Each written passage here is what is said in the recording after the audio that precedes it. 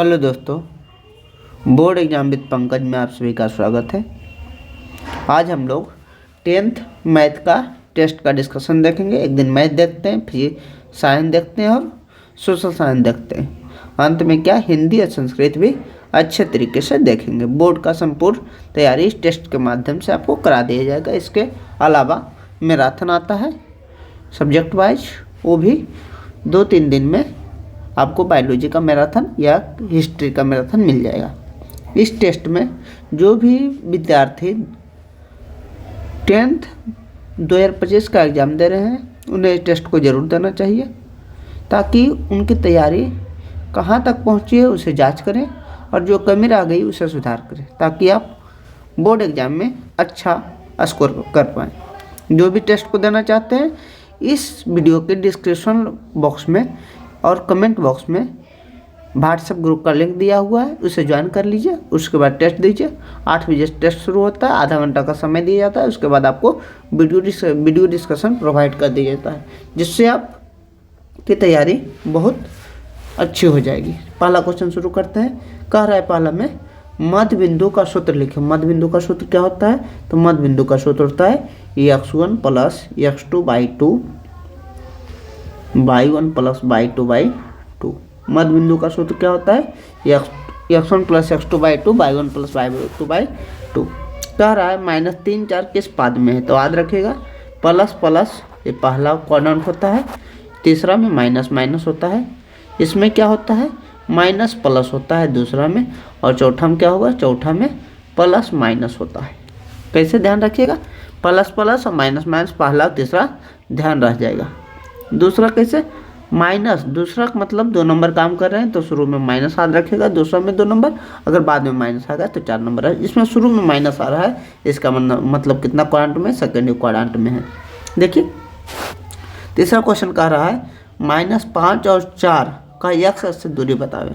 -5 4 का x अक्ष, अगर x अक्ष का आता तो पहला निर्देशांक x अक्ष होता है, लेकिन x अक्ष से दूरी का है तो दूसरा निर्देशांक, तो क्या हो जाएगा -4। लेकिन दूरी माइनस में नहीं होता है, इसलिए दूरी क्या हुआ? प्लस। कहेगा x अक्ष से दूरी, तो x वाला नहीं देखेंगे, y वाला देखेंगे। पहला x दूसरा y होता है तो -4 को देखें, लेकिन दूरी पॉजिटिव होता है इसलिए। कह रहा है अगला क्वेश्चन -5 और 4 का भुज बताओ। भुज कौन होता है? पहला भुज होता है, दूसरा कोटि होता है। तो -4 -5 हो गया, भुज हो गया, और 4 क्या होगा? कोटि। तो भुज पूछा है तो आंसर कितना होगा? -4। अगला देखते हैं। कह रहा है 3 2 6 -2 एवं 3 6 का केंद्रक बताओ। केंद्रक बताना है तो केंद्रक का फॉर्मूला क्या होता है? जैसे मध्य बिंदु का फॉर्मूला बताएं x1 + x2/2 y1 + y2/2। केंद्रक का फॉर्मूला होता है x1 + x2 + x3/3, और क्या होता है y1 + y2 + y3/3 ये केंद्रक का फॉर्मूला होता है। इस पर ये फॉर्मूला पर बैठा दीजिए।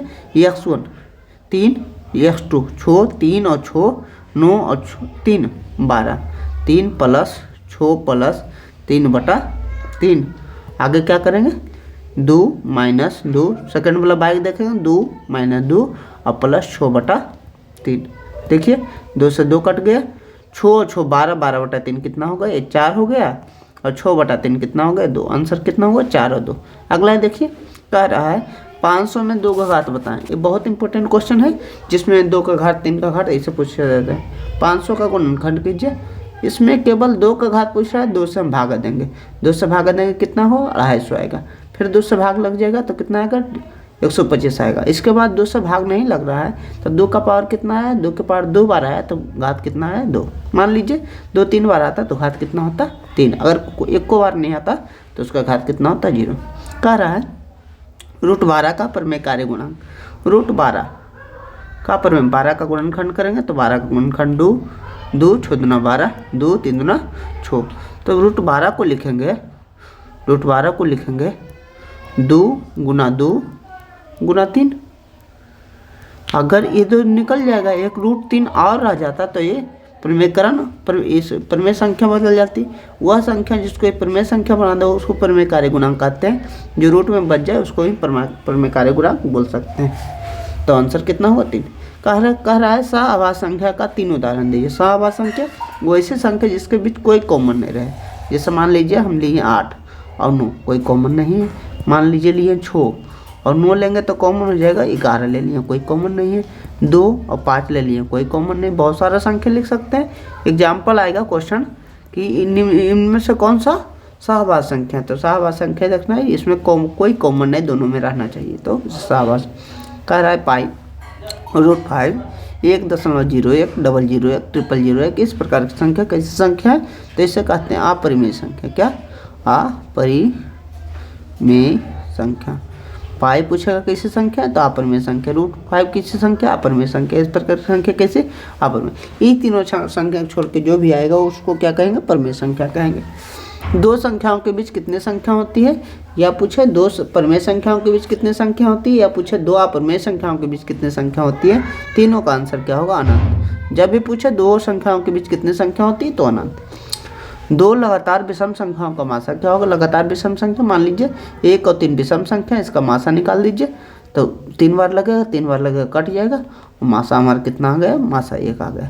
इस प्रकार कोई भी क्वेश्चन रहे, दो लगातार विषम संख्या का मासा, जैसे दो लगातार सम संख्या रहता है, 2 4 मान के निकाल लेते, 2 और 4 मान के निकाल लेते, वही आंसर। इसके लिए आद नहीं कीजिए, दो लगातार विषम संख्या है तो 1 3 लगातार विषम संख्या है और उसका मासा निकाल दिए। अगला क्वेश्चन कर रहा है, दो वृत्तों की त्रिज्या का अनुपात, वृत्त की त्रिज्या बोले थे, क्षेत्रफल जो होता है, क्षेत्रफल को मापते हैं मीटर स्क्वायर में, आयतन को मापते हैं मीटर क्यूब में। आयतन को किस में मापते हैं? मीटर क्यूब में। बाकी सबको क्या मापते हैं? मीटर में। परिमाप रहे, त्रिज्या रहे, ऊंचाई रहे, सबको मीटर में। तो कह रहा है त्रिज्या है, तो इसको त्रिज्या को क्या मापेंगे? मीटर में। 5 और 6 कह रहा है इसके क्षेत्रफल का अनुपात बतावे, तो क्षेत्रफल को क्या बोलेंगे? Metre square. अगर मीटर का मान 5 6 है तो स्क्वायर का मान कितना होगा? 5 का स्क्वायर 25, 6 का स्क्वायर कितना होगा? 36 है हमारा आंसर हुआ। अगला क्या है? यूक्लिड विभाजन से हम क्या ज्ञात कर सकते हैं, तो यूक्लिड विभाजन से हम मासा ज्ञात करते हैं। क्या ज्ञात करते हैं? मासा ज्ञात करते हैं। अगला बोल रहा है sin 60 का मान क्या होता है? sin 60 का मान क्या होता है? √3/2 sin 60 का मान होता है। अब देखते हैं सब्जेक्टिव क्वेश्चन। कह रहा है एक अर्धगोला पर एक शंकु अध्यारोपित है, यदि अर्धगोला की त्रिज्या 7 सेंटीमीटर एवं संपूर्ण आकृति की ऊंचाई 31 सेंटीमीटर है, तो इस आकृति का आयतन बताना है। क्वेश्चन क्या कर रहा है, समझते हैं क्वेश्चन को। कह रहा है एक अर्धगोला है, उस पर मान लीजिए एक अर्धगोला है, इस पर क्या है? एक शंकु अध्यारोपित है। अध्यारोपित मैंने इसके ऊपर एक शंकु है, देख लीजिए शंकु है। कह रहा है अर्धगोला की त्रिज्या जो 7 है, अर्धगोला की त्रिज्या मान लीजिए त्रिज्या है, आर का मान कितना है? 7 है। और कह रहा है पूरी आकृति, संपूर्ण आकृति की ऊंचाई कितना है? 31 सेंटीमीटर है, 31 सेंटीमीटर। अगर ये त्रिज्या 7 है तो ये भी कितना होगी? ये भी त्रिज्या कितना होगी? 7 ही होगी। और इसका ऊंचाई हम पता कर सकते हैं, इसका ऊंचाई कितना होगा? तो इसका ऊंचाई जो होगा पूरा 31 है, तो 31 में 7 घटा देंगे, तो इसका ऊंचाई जो आएगा, ऊंचाई मान लीजिए h है, तो इसका ऊंचाई शंकु के लिए ऊंचाई आएगा 31 में से 7 गया कितना होगा? 24 आएगा। 31 में 7 गया कितना आएगा? 24। अब क्वेश्चन क्या कर रहा है सुन लीजिए एक बार। कह रहा है इसका आयतन बताया, आकृति का आयतन। तो आकृति का आयतन का मतलब अर्धगोला का आयतन प्लस शंकु का आयतन। लिख लीजिए आकृति का आयतन, आकृति का आयतन। आकृति में पूरा जो है आकृति है उसका आयतन। तो अर्धगोला का आयतन और शंकु का आयतन को जोड़ेंगे तो इसका क्या होगा आंसर? अर्धगोला का आयतन प्लस अर्धगोला का आयतन प्लस शंकु का आयतन, शंकु का आयतन। अर्धगोला का आयतन क्या होता है? अर्धगोला का आयतन का फॉर्मूला होता है 2/3 पाई आर क्यू, अर्धगोला का आयतन। और शंकु का आयतन फॉर्मूला होता है 1/3 पाई आर स्क्वायर इंटू एच। अब मान रखिए इसमें 2/3 पाई का मान क्या होता है? 22/7। आर क्यू, आर का मान कितना है? 7, त्रिज्या का मान 7 है, तो 7 को 3 बार लिख दीजिए, 7 × 7 × 7 प्लस 1/3 पाई का मान कितना होता है? 22/7। आर स्क्वायर है 7 × 7 इंटू एच है, तो एच का मान शंकु के लिए, शंकु का आयतन 1/3 पाई आर। शंकु के लिए ऊंचाई कितनी है? तो 24 निकाले। शंकु के लिए ऊंचाई कितनी है? 24 है। इसको 24 से गुना कीजिए और जो कट रहा है काटिए, इसको यहाँ से कट रहा है काटिएगा, और तो कट नहीं रहा है यहाँ से कटेगा, काट देंगे। अब देखते हैं, आगे बढ़ते हैं क्या हुआ। 2/3 ये 22 हो गया, और ये 3 भी कट रहा है, 38 24।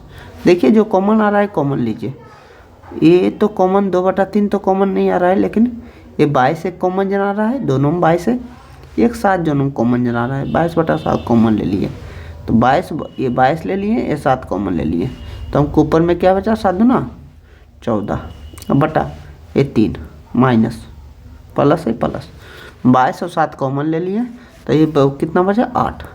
इसको सोल्व करेंगे आंसर आएगा 22 गुना 7, 22 से 54 होता है, और एक कितना 3, 14 + 8 तो ये कितना होगा 24, लघुत्तम में लेंगे तो 24, ये कितना होगा 154, 14 + 24 38/3, इसको गुना करेंगे 154 गुना 38, 4 8 चौके 32, 5 8 40 और 3 43, 8 कम 8 और 4 12, इसको करेंगे 4 तिया 12, 15 45 1 46, जोड़ेंगे 5 होगा 8 होगा और ये कितना होगा 5 होगा, माने 3 5 8 5 2 बटा 3, इतना आयतन है तो मीटर क्यूब, ये आंसर हमारा हो गया। अगला देखते हैं क्वेश्चन।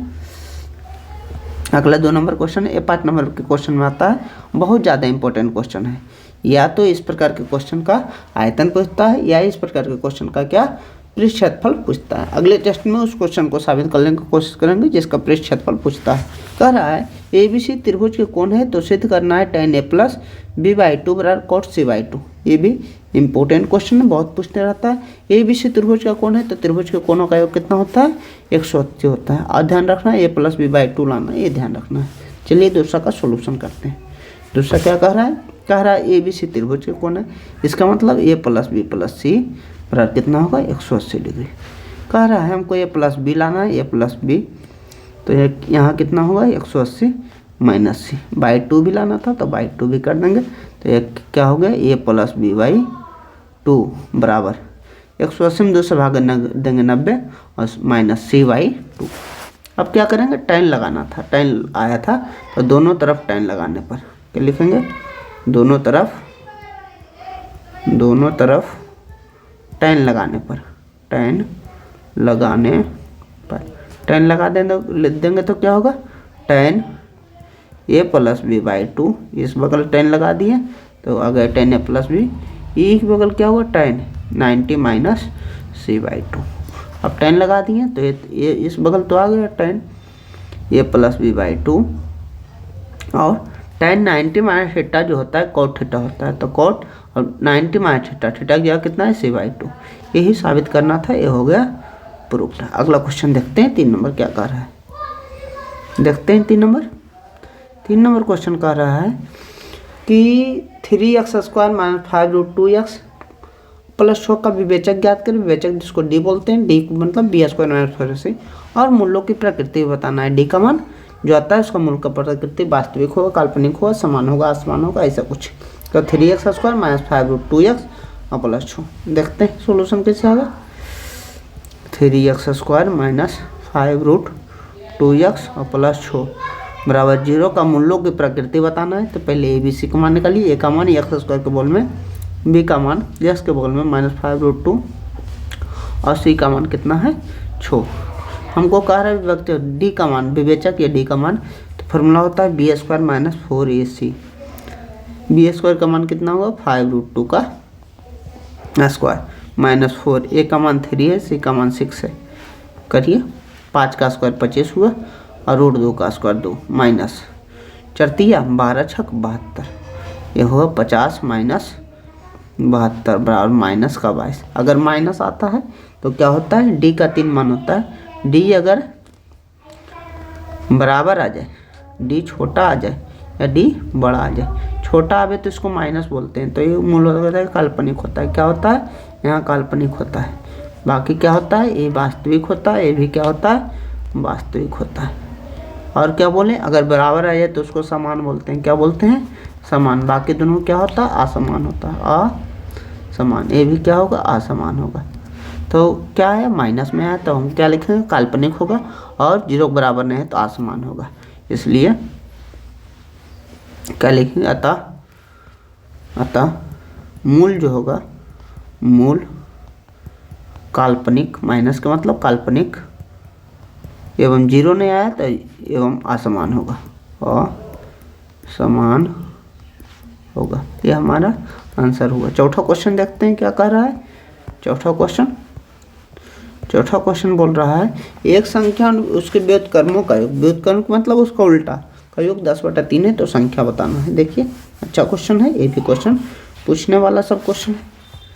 कह रहा है एक संख्या और उसको माना कि संख्या बराबर क्या बोले यक्स मान लिए, तो प्रश्न से बोल रहा है एक संख्या को यक्स माने, इसके व्युत्क्रम मतलब 1/x का योग का मतलब जोड़ कितना है 10/3। इसको सॉल्व कीजिए बटा 1 मान के, तो यक्स होगा x गुने x x स्क्वायर 1 गुना 1 बराबर 10/3।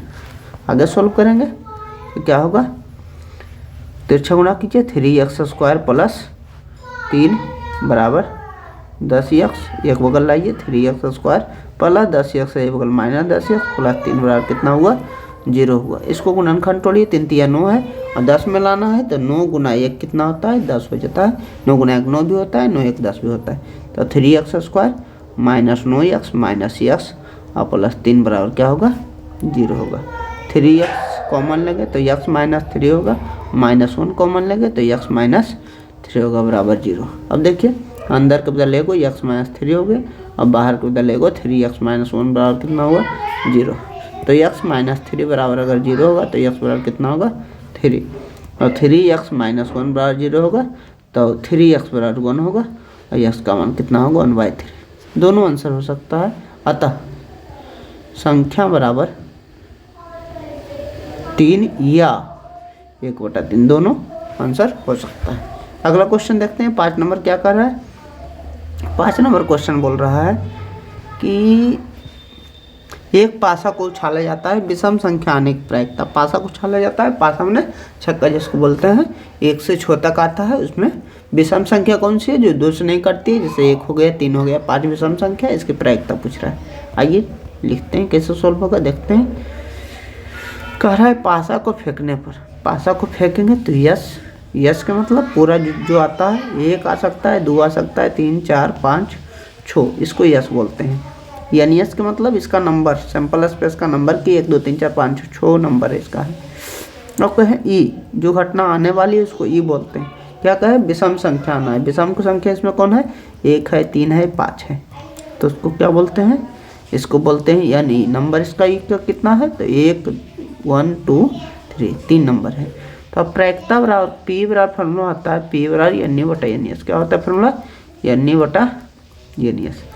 तो एन का मान कितना दिया है, एन का मान देखे 3 आया, एन एस का मान 6, तो काटेंगे तो प्रायिकता हमारा कितना 1/2 आंसर हमारा हो गया। अगर वीडियो अच्छा लगा तो वीडियो को ज़्यादा से ज़्यादा लाइक से सब्सक्राइब करें और उन लोगों तक पहुँचाएँ जो एग्ज़ाम को देने वाले हैं और उन्हें टेस्ट मारना चाहिए ताकि उनका भी कुछ अच्छा हो। Thank you so much for watching this video. Thank you.